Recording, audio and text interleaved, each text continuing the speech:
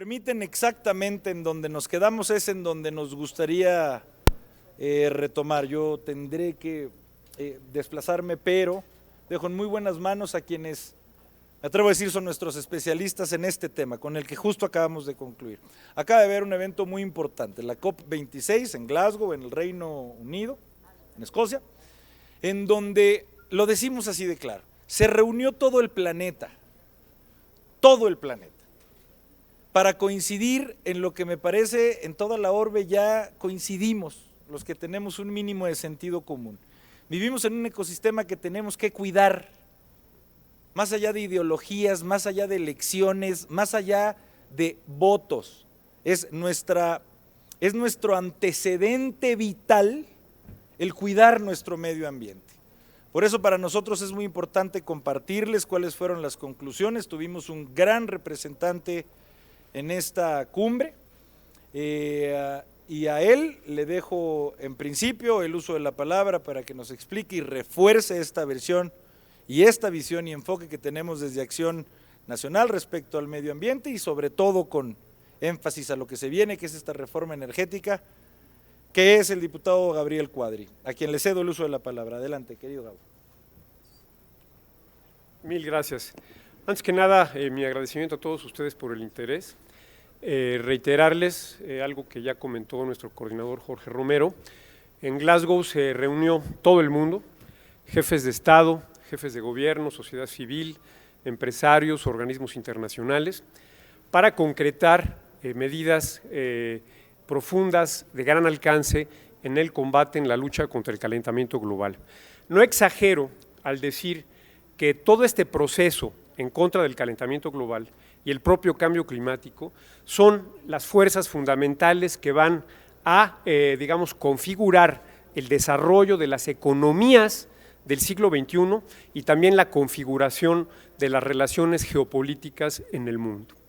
En esta cumbre se avanzó, quedó muy claro el propósito generalizado de no permitir que la temperatura del planeta aumente más allá de 1.5 a 2 grados centígrados. Fue sorpresivamente, muy grato ver la posición conjunta de los Estados Unidos y de China al respecto, desde luego de la Unión Europea y de todos los demás países que firmaron este pacto por el clima en Glasgow, en donde también se dice que es fundamental que para cumplir el objetivo que ya comenté, que se reduzcan las emisiones de estos gases de efecto invernadero en 45% al 2030 para llegar a 0 emisiones netas en el 2050. Como se pueden imaginar, esto implica una transformación profunda y radical, no solamente del sector energético y del uso de la tierra, de la conservación de los bosques, sino de toda la economía, especialmente de sectores clave como son el cemento, la siderurgia, la manufactura industrial automotriz, etcétera, etcétera. También en esta cumbre se lograron acuerdos fundamentales en materia de protección de bosques, parar la deforestación al 2030, de promover a los vehículos eléctricos, parar la producción de vehículos de combustión interna entre el 2035 y el 2040. Se dejó claro, también hubo el acuerdo de ir dejando atrás el uso del carbón para la generación de electricidad, que el equivalente en México es el combustóleo que tanto promueve el actual gobierno, y también se lograron acuerdos fundamentales en otros temas que tienen que ver con diferentes sectores económicos. Ahora, hubo otros productos muy trascendentes en materia técnica, en materia de transparencia y de reporte de emisiones, de metodologías comunes y plazos para reportar estas emisiones, también en lo que tiene que ver con los mercados de carbono, con la cooperación internacional para lograr una reducción de emisiones más eficiente y a menores costos.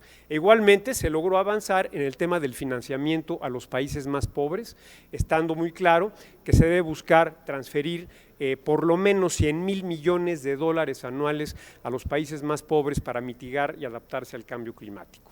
Ahora, quedó abierta la puerta también en Glasgow para que poco a poco se vayan estableciendo, tanto en Europa como en Estados Unidos, aranceles climáticos o, como se dice en inglés, ajustes de carbono en la frontera a las importaciones de productos de países que no cumplen con sus obligaciones en materia de reducción de emisiones en el contexto del Acuerdo de París. Y aquí paso al tema de México. Todo esto pone a México entre la espada y la pared. México no firmó el documento de carbón, firmó a última hora el documento sobre bosques, firmó, digamos, de mala gana el documento sobre vehículos eléctricos, luego lo contradijo la propia Secretaría de Economía, en fin, una actuación de la delegación mexicana verdaderamente vergonzosa. Nunca había ocurrido esto en la historia de México. Una delegación de ínfimo nivel, una delegación sin conocimiento, sin experiencia, en donde se tratan temas de energía, de industria, de bosques, de uso del suelo, de áreas naturales protegidas, de energía nuclear, de energías limpias. No había un solo representante de la Secretaría de Energía en la delegación mexicana, ni de la Comisión Nacional Forestal, ni de la Comisión de Áreas Naturales Protegidas. No había, digamos, un equipo técnico suficientemente solvente para darle a México una representación, digamos, digna. La delegación mexicana careció de liderazgo, careció de una agenda, de un contenido claro, incluso fue objeto de burlas, de sarcasmo, del escarnio, tanto de actores, de organizaciones civiles como de las propias Naciones Unidas. Se acusó y se señaló a México directamente por ser un paria internacional en materia ambiental, por estar regresando a los combustibles fósiles, por violar sus compromisos ante el Acuerdo de París. Y eso fue verdaderamente vergonzoso para todos los mexicanos. Esta delegación mexicana, pues como ya lo dije, careció de liderazgo, de contenido, de proyecto, de jerarquía, fue una verdadera pena. Y al final, lo que queda de todo esto es que el gobierno de México queda en una situación absolutamente esquizofrénica, en una situación ambivalente. Por un lado firma el pronunciamiento de Glasgow y por el otro lado quiere ir atrás en materia energética, aumentando las emisiones y pisoteando el propio Acuerdo de París. Esto nos preocupa muchísimo y por eso es fundamental que estemos muy atentos a la discusión que se dé de la reforma energética por todas sus implicaciones ambientales, climáticas, económicas, sociales y también en términos de diplomacia y de política exterior. Antes de dejarle la palabra a mi compañera, la diputada Mariana Gómez del Campo, simplemente decir que fue un desastre diplomático para México la COP26, se le designó algo que nunca había pasado como el fósil del día, como uno de los países que más notoriamente no cumplen con sus compromisos, un país que no acepta el cambio tecnológico, la transición energética, la modernidad, los nuevos retos de las economías bajas en carbono. Entonces, esto es muy grave y quisiera ahora escuchar o pedirles que escuchemos con atención a la diputada Mariana Gómez del Campo. Gracias.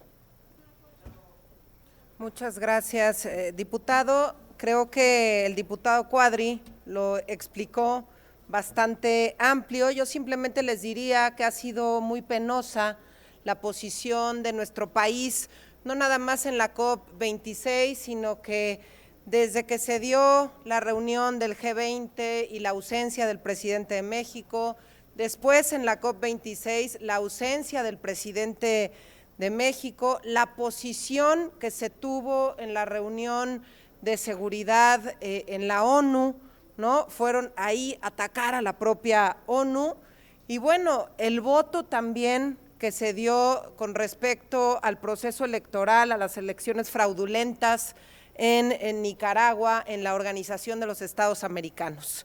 Les hago esta cronología porque me parece muy importante decir que tristemente el gobierno mexicano nos está llevando a estar en la irrelevancia a nivel mundial. México está dejando de ser relevante, se está convirtiendo en burla internacional cuando nosotros habíamos venido trabajando en sexenios anteriores muy fuerte, por ejemplo, para encontrar soluciones en diferentes foros internacionales para lo que se refiere al cambio climático. Les comparto que esta cumbre ha sido la reunión multilateral climática más importante en la historia. Por eso es muy penoso que el gobierno de México esté optando por tener esta actitud, porque no queda mal el gobierno, quedamos mal como país. Y esa es la parte que ellos no han comprendido. Y a mí también me resulta, y hablando ya, y por estar aquí en San Lázaro, me parece preocupante la poca importancia que le dan a la diplomacia parlamentaria. Era clave que fuese a una reunión del tamaño de la COP26 un grupo de legisladores. El diputado Cuadri aquí no lo mencionó, pero él no tuvo oportunidad siquiera de ir acreditado por la propia Cámara de Diputados. Tuvo que buscar su acreditación en otra parte. Y esto se los menciono porque sí hay que señalar que no hay interés en la diplomacia parlamentaria. Si el Poder Ejecutivo está decidido a hacer lo que hace a nivel internacional, o sea, nada, y cuando va pasamos vergüenzas, porque hay que decirlo con todas sus letras, nosotros aquí desde el Poder Legislativo tenemos que hacer la diferencia y marcar también la diferencia y la división y la importancia de la división de poderes. Es clave poner en alto y como un tema de relevancia la necesidad de sí tener diplomacia parlamentaria. Nosotros tenemos como Cámara de Diputados participación en diferentes foros internacionales, foros en los que se habla de los diferentes tratados de libre comercio que tenemos como país. Por cierto, somos el país con el mayor número de tratados de libre comercio a nivel mundial y pareciera que no. Entonces, todo esto se los digo porque vamos a estar haciendo hincapié como grupo parlamentario del PAN de la necesidad de que sí haya presencia en estos espacios en donde se discuten los grandes temas que benefician o afectan a nuestro país, que sí haya presencia de legisladores. Insisto, para eso estamos en esos foros internacionales, para eso el Congreso paga cuotas también para estar en esos foros internacionales y no podemos quedarnos atrás en el debate mundial. Tenemos que estar ahí, vamos a dar la batalla y por supuesto, diputado Cuadri, nos sentimos completamente representados en la COP26. Estamos abiertos para las preguntas de los medios. Gracias. La primera pregunta es de Maru Rojas de Radio Fórmula. Llega hoy el presidente a Washington, entonces, ¿qué esperamos para esta reunión trilateral? Cuando los resultados que ha tenido en estas dos salidas el presidente de México pues han sido tan lamentables y cuando incluso no teníamos ni stand ni nada en Glasgow y mucho menos en otras cumbres internacionales que México ya no tiene participación, pero ¿qué espera el Partido Acción Nacional para este encuentro trilateral que antes era pues el esperado para nuestro futuro económico incluso? Completamente de acuerdo. Primero esperamos acciones concretas. Después de 5 años se está llevando a cabo nuevamente esta reunión. Hay que recordar que nuestra región es una región competitiva, cosa que a veces no le queda tan claro al presidente de México y tenemos que lograr también y buscar a través del TEMEC que sí se convierta en la región más competitiva. Estamos hablando de que están en juego dentro de este tratado más de 18 millones de empleos y lo que se está pidiendo a gritos es certidumbre jurídica, Estado de Derecho, que se respete el tratado, porque claro que genera incertidumbre que presenten una reforma energética como la que presentó el gobierno de México. Y claro que genera incertidumbre a sus aliados por todos los intereses que hay también, ¿no?, de iniciativa privada, hay que decirlo así, no tienen nada de malo, al contrario, el mundo va hacia allá, apostarle a las energías renovables, pero es increíble que el presidente lo que busque sea el monopolio, sea entregarle la industria eléctrica a un solo hombre que se llama Manuel Bartlett. Entonces sí creo que es clave que se pueda dar este diálogo. Yo sí creo que tanto el primer ministro de Canadá como el presidente de los Estados Unidos le van a dar un jalón de orejas al presidente de México. Sí creo que le van a dar un jalón de orejas. ¿Por qué? Porque el TEMEC se tiene que cumplir. Lo que está en juego en el TEMEC son millones de empleos. No es cosa menor. El primer ministro y el presidente Joe Biden no van a jugar a esa reunión. Van a haber resultados y nosotros vamos a estar muy atentos con el comportamiento de México. Claro que nosotros desde Acción Nacional queremos una América del Norte más competitiva, más próspera, generadora de empleos. A eso aspiramos el Grupo Parlamentario de Acción Nacional. Ya veremos cómo se porta. Claro que nos generó también, híjole, extrañeza que lleve en la delegación un personaje como Hugo López-Gatell. Seguimos sin comprender por qué lleva, ¿no?, en su delegación a Hugo López-Gatell. Es increíble que el doctor Muerte forme parte de esta delegación que les va a ir a contar su estrategia fallida, les va a ir a platicar que tenemos aquí más de 600,000 personas muertas por culpa del COVID. De verdad, esa parte sí nos genera extrañeza, vamos a estar muy atentos y bueno, ya esperaremos a ver qué resulta de la reunión el día de mañana. No sé si algún compañero quiere agregar algo al respecto. Si me dejas agregar A ver. algo. Ya está acá también Romero Hicks. Rápidamente, yo creo que el presidente va a ir a hacer el ridículo, como lo ha hecho siempre que ha salido del país. Es una combinación extraña entre megalomanía, mitomanía e ingenuidad, en donde cree que el mundo está a sus pies y que con ocurrencias verdaderamente pueriles y que son despropósitos, puede convencer al mundo de sus fantasías ideológicas. Creo y espero que el presidente Biden y el primer ministro Trudeau ejerzan una presión firme sobre el presidente López para hacerle ver que no es bienvenida su política regresiva y retardataria en materia energética y ambiental, y tampoco, mucho menos, su política o su diplomacia que favorece y apoya a las peores dictaduras de América Latina. El apoyo del presidente López a la dictadura comunista cubana es verdaderamente vergonzoso.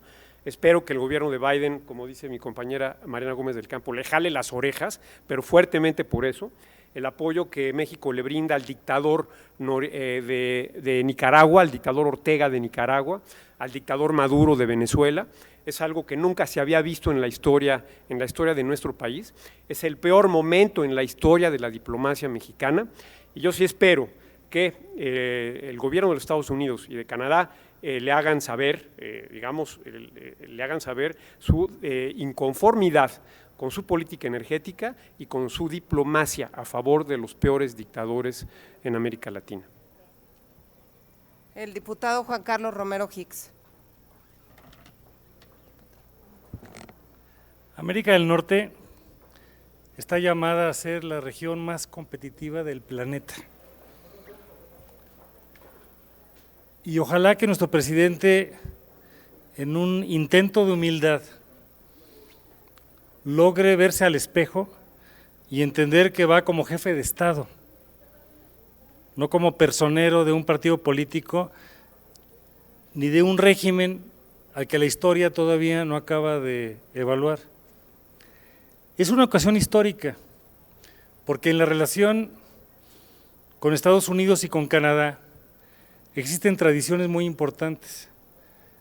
Cuando llega un nuevo presidente en Estados Unidos, la primera visita de Estado es a Canadá y la segunda visita de Estado es a México. Esa es la historia que hemos recogido. Hasta este momento no ha habido una sola visita de Estado de nuestro presidente a la Unión Americana. Y el encuentro con el primer ministro Trudeau, que viene de una elección, genera un conjunto de expectativas muy importantes. El 13 de octubre de 2017, el primer ministro Trudeau estuvo en el Senado de la República, haciendo pronunciamientos muy importantes en la relación trilateral.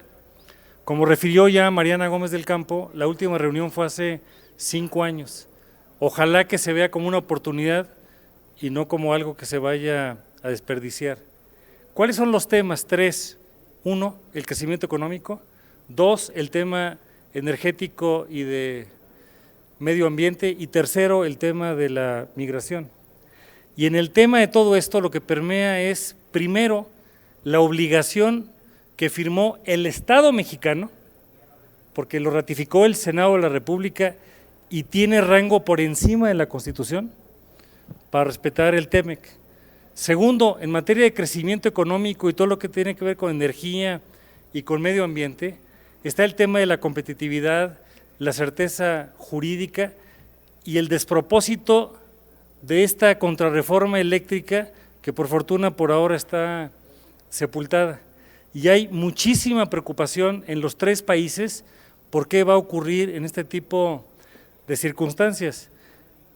Añadido a la posición de la COP26, donde el papel de México como Estado fue prácticamente irrelevante y de vergüenza en la comunidad de las naciones. Y el otro tiene que ver con el tema de la salud y de la migración.